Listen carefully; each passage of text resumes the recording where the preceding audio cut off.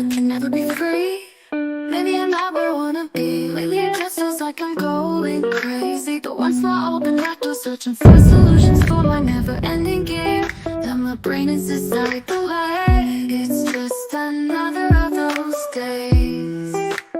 Another one of those days. Another one of those days. What do I usually say? Maybe if I quiet down, maybe then I'd have it all figured out. Maybe then I can start again. Maybe that's what it takes in the end. Nothing makes sense to me, it's just a constant fight daily. Maybe that's just it.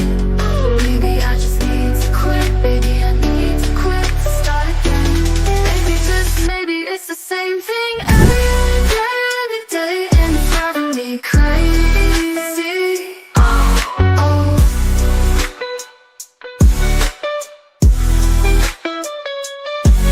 Do I open that door? Do I really want to start that war? I'm drowning in pain, can't escape this emotional downpour. Is that what I really think? Or am I just a thought poison? Let's just go and shut that tap and